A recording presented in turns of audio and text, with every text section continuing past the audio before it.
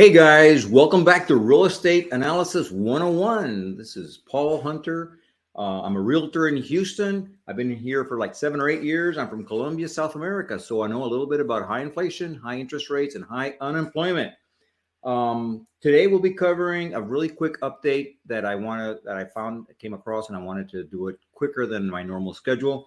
But before we start that, I'll just quick thing. I am not a financial advisor, but I do appreciate likes and subscriptions and comments on my channel. If you like something, please smash that like button. If you want to subscribe, it'd be awesome. If you want to comment, good and bad, I actually appreciate the bad ones, not more necessarily, but I do appreciate that because I learn from that a lot.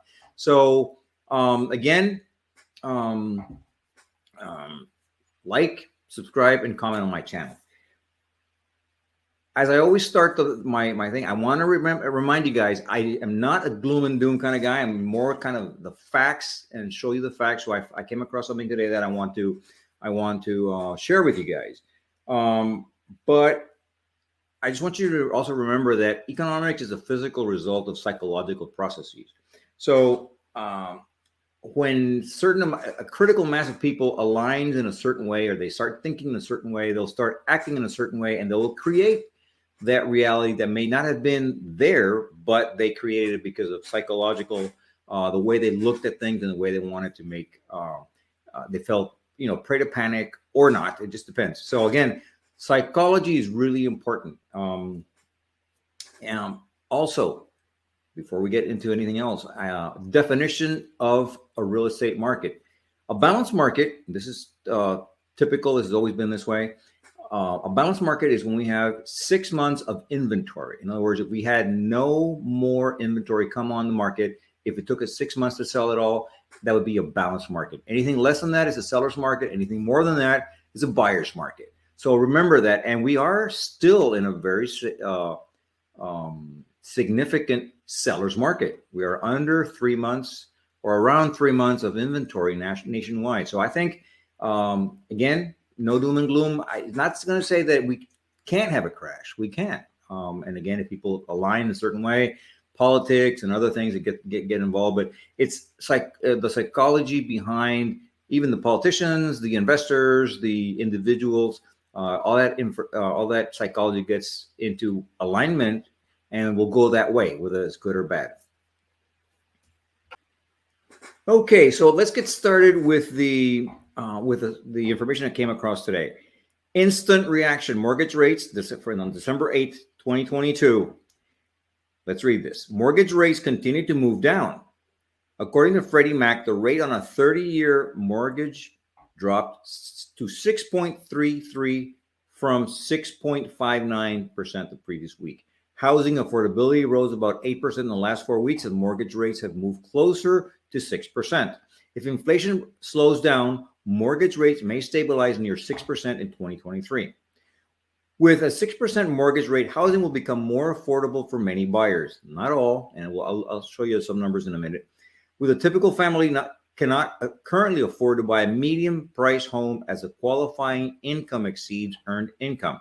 Housing will become affordable again for Americans if rates hover near 6% or prices come down. In this scenario, the typical family will earn about $1,000 more than the income needed to purchase a mid-price home. With more buyers in the market, the housing market may turn around at the beginning of the year. Okay, so I was talking about numbers, right? If we take Redfin's number for a median home price in the United States of around $416,000, and you put a 20% down payment, which is $83,200, you will have a mortgage of $332,800. At 6.5%, which was the week before, the monthly interest, principal and interest will be $2,123 per month.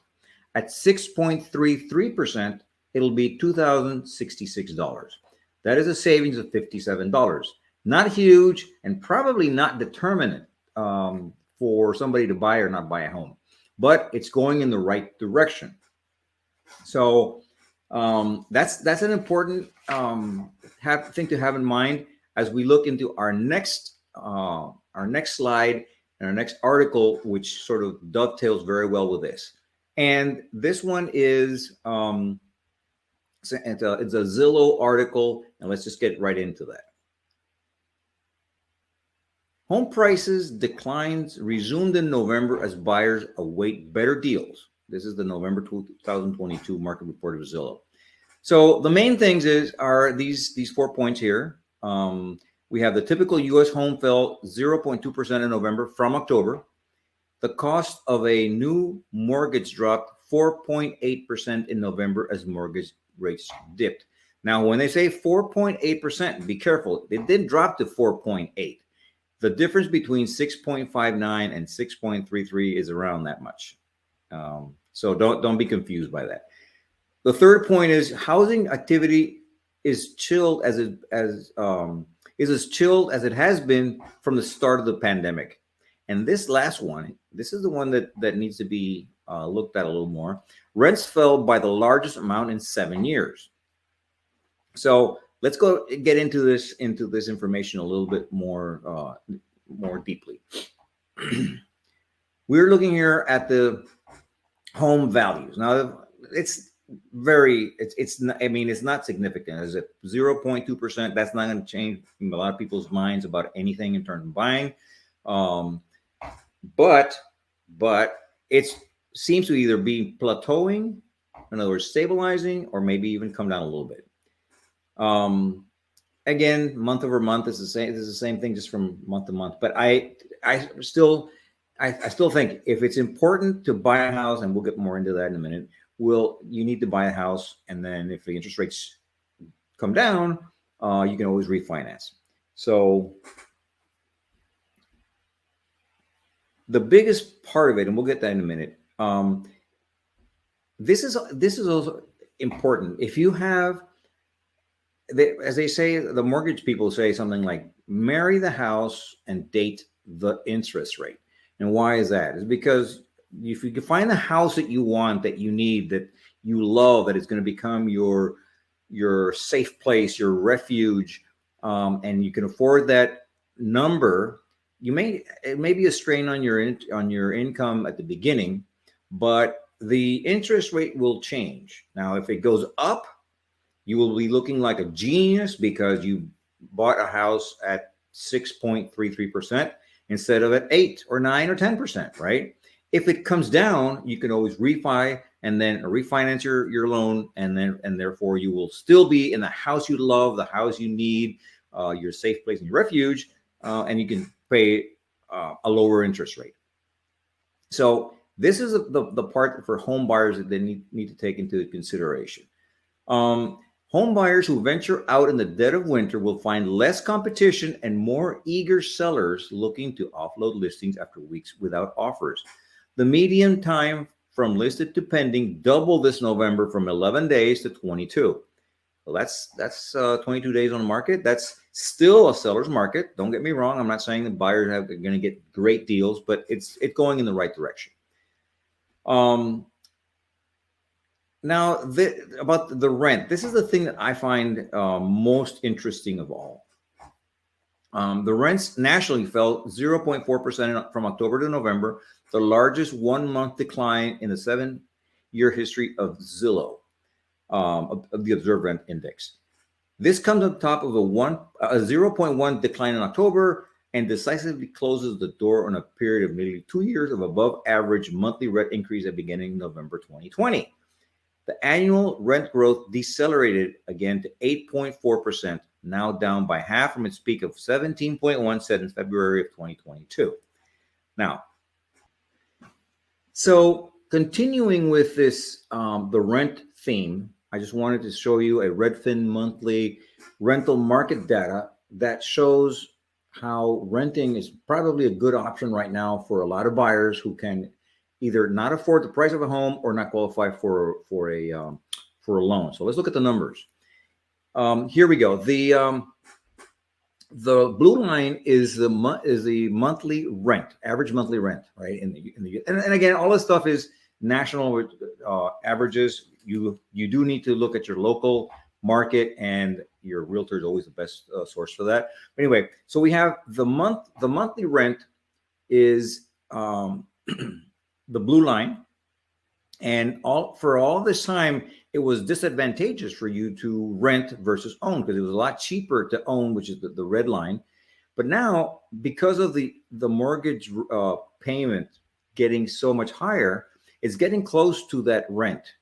So again, if you're a buyer and you don't really need to be in the market, or you don't qualify for that loan, you're actually in a good position. And I've told a lot of my sellers is that you go ahead and sell your house, realize the gain, and then from there, go and rent for a couple of years and see what the market stabilizes and where it goes, if it goes up or down or stays the same. But at least you won't have that big disadvantage which you had before. If you did it here, there's a big difference, a big gap. The gap is closing in. So that part is really sort of reinforcing the kind of information that I've been trying to give my sellers for a long time. Now, I want to confirm what I just told you from the Fed information, and also some other information that I have for you guys. It's interesting to look at. So let's look at, first of all, the mortgage rate that's been tracked by Fred, which is a economic research arm of the Fed. So anyway, if you look, we look over here. This is from 2000. This is the last year, right? From 2022, and this was happened to the interest rate. But if you look at here, 6.33, and it came down to 6.31 with Wednesday's 50% increase in the Fed funds rate by the Fed. In other words, they were coming in at 75 basis points for the last few weeks, and they decided to only increase it by 50 basis points, which is 0.5%. And so that tells us that the interest rates are going to start either stabilizing or coming down. Now, the next one is something that in other words, this information is dependent on this information. So what are we looking at here? We're looking at the inflation rates, right? So we have a 5-year. Let's go just to 1 year. So if you look at the inflation rate, it went from October of last year to today. It went from around 4.31, and it's going to somewhere around 4.98. So if you look here, it started going up for a few months. It peaked in September, and now it's coming down. The latest information from the Fed. So if you look at this, we're looking at how that information is affecting the Fed. In other words, the Fed sees that not only the price index without food and energy, and the real inflation rate, that has come down. So the pressure on the Fed to increase interest rates has eased a little bit, and that's why they came up with only 50 basis points instead of 75. Now, we expect to see this come down. People are making less, and so there'll be less money in the economy. Of course, again, we need to talk about the psychology, right? Once people start feeling poor and feeling like they have less, or their jobs are not as stable as they'd like it to be, or they have job insecurity, or they lose their job. So then there's going to be some pressure on the inflation rate to come down, because there won't be any sales, and so people are going to companies and everybody's going to start reducing the prices just because they have to. So I hope this information helped.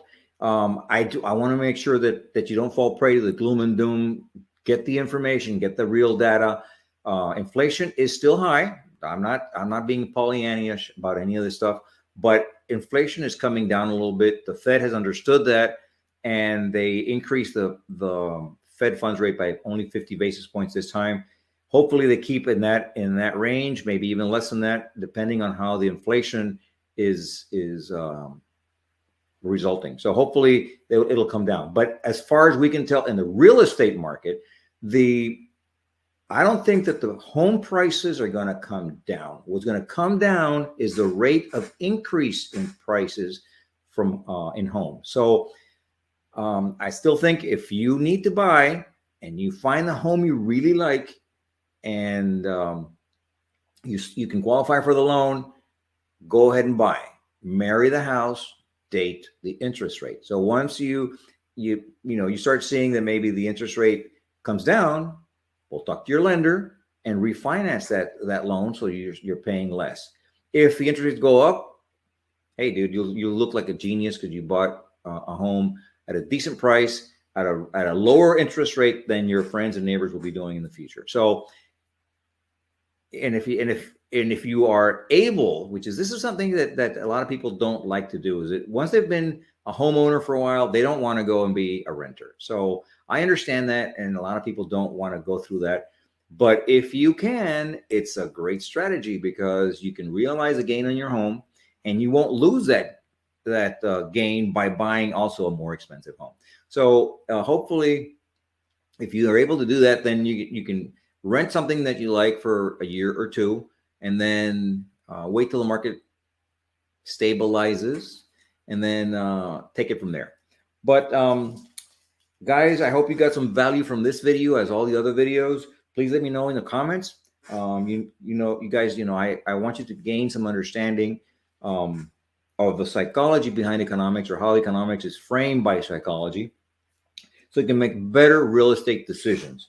I'm not your financial advisor. I'm just a realtor here in Houston who wants to share my insights and my successes and failures so that you can learn from that and make better decisions. So when you're out there in the market, be good or be careful. If not, hopefully you can be both. Okay, guys, take care. See you next time.